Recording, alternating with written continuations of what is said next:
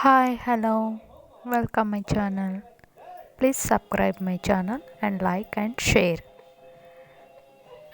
ಬಾಬಿನಿಂದ thread ಸರಿಯಾಗಿ ಬರ್ತಿಲ್ವಾ? ದಾರ ಟೈಟಾಗಿ ಬರ್ತಿದೆಯಾ? ದಾರ ಕರೆಕ್ಟಾಗಿ ಬರೋದಕ್ಕೆ ಏನು ಮಾಡಬೇಕು ತೋರಿಸ್ತಿದ್ದೀನಿ ನೋಡಿ.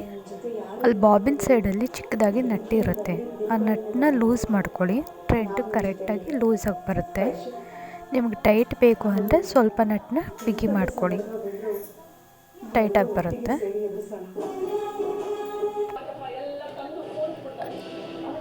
ಥ್ರೆಡ್ ಇನ್ನೂ ಟೈಟಾಗಿ ಬರ್ತಿದೆ ಅಂದರೆ ಅಲ್ಲಿ ಟೆನ್ಷನ್ ಇದಿರುತ್ತಲ್ಲ, ಅಲ್ಲೆಲ್ಲ ಡಸ್ಟ್ಗಳು ಕೂರಿರುತ್ತೆ. ಆ ಡಸ್ಟ್ನೆಲ್ಲ ರಿಮೂವ್ ಮಾಡ್ಕೊಳ್ಳಿ.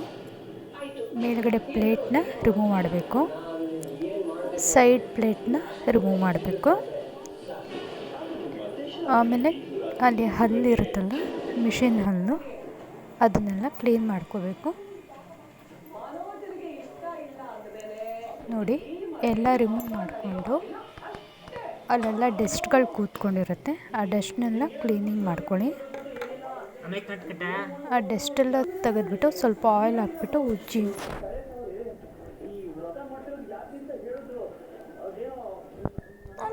ಅದನ್ನು ಹೊರಗಡೆ ತೆಗೆದ್ಬಿಟ್ಟು ನಟ್ಟೆಲ್ಲ ಹೊರಗಡೆ ತೆಗೆದ್ಬಿಟ್ಟು ಅಲ್ಲಿ ಡಸ್ಟ್ ಇರೋದನ್ನೆಲ್ಲ ಕ್ಲೀನಿಂಗ್ ಮಾಡ್ಕೊಳ್ಳಿ. ಅದು ಮಿಷಿನ್ ಹಲ್ಲಿನ ನಟ್ಟು. ಮಿಷಿನ್ ಹಲ್ಲಿನ ನಟ್ ರಿಮೂವ್ ಮಾಡಿಬಿಟ್ಟು ಅದರೊಳಗಡೆ ಡಸ್ಟ್ಗಳಿರುತ್ತೆ, ಅದನ್ನೆಲ್ಲ ತೆಗೆದಿದ್ದೀನಿ ನಾನು. ನೋಡಿ, ಪ್ಲೇಟು ಕ್ಲೀನ್ ಮಾಡ್ಕೊಂಡಿದ್ದೀನಿ.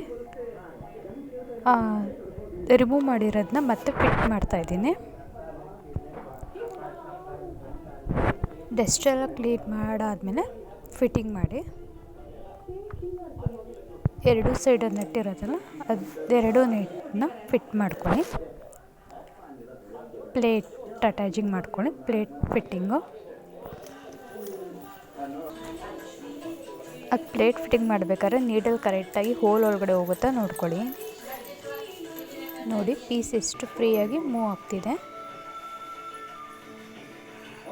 ಮೇಲುಗಡೆ ಸೈಡು ಪ್ಲೇಟ್ನ ತೆಗೆದುಬಿಟ್ಟು ಆಯಿಲ್ನ ಹಾಕಿ ಒಳಗಡೆ ಎಲ್ಲಾದರೂ ಥ್ರೆಡ್ಗಳು ಸಿಗಾಕೊಂಡಿದ್ರೆ ಈ ಥರ ಪ್ಲೇಟ್ನ ಓಪನ್ ಮಾಡಿಬಿಟ್ಟು ಥ್ರೆಡ್ನ ರಿಮೂವ್ ಮಾಡ್ಕೋಬೋದು.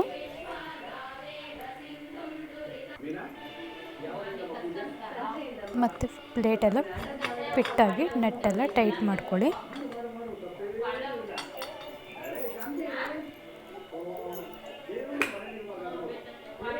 ನಟ್ಟೆಲ್ಲ ಟೈಟಾಗಿ ಮಾಡ್ಕೊಳ್ಳಿ. ಲೂಸ್ ಇದ್ದರೆ ಸ್ಟಿಚ್ ಮಾಡಬೇಕಾದ್ರೆ ಸೌಂಡ್ ಬರುತ್ತೆ. ಟೈಟಾಗಿ ಫಿಟ್ಟಿಂಗ್ ಮಾಡ್ಕೊಳ್ಳಿ. ಈಗ ನಾವು ಕ್ಲೀನಿಂಗ್ ಮಾಡ್ಕೊಂಡಿವಲ್ಲ, ಆ ಥರ ಡಸ್ಟೆಲ್ಲ ಇದ್ದರೆ ಪೀಸು ಫ್ರೀಯಾಗಿ ಮೂವ್ ಆಗೋಲ್ಲ, ಒಂಥರ ಸುಕ್ಕಾಗಿ ಬರುತ್ತದೆ. ಈ ಥರ ಡಸ್ಟೆಲ್ಲ ತೆಗೆದುಬಿಟ್ಟು ಕ್ಲೀನಿಂಗ್ ಮಾಡ್ಕೊಳ್ತಾ ಇರಿ, ಪೀಸ್ ಫ್ರೀಯಾಗಿ ಮೂವ್ ಆಗುತ್ತೆ. ಪ್ಲೀಸ್ ಚಾನಲನ್ನು ಸಬ್ಸ್ಕ್ರೈಬ್ ಮಾಡಿ, ಲೈಕ್ ಮಾಡಿ, ಶೇರ್ ಮಾಡಿ. ಸಬ್ಸ್ಕ್ರೈಬ್ ಮಾಡೋದನ್ನು ಮರಿಬೇಡಿ.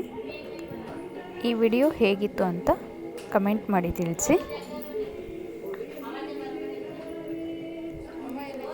Please subscribe. Thank you all.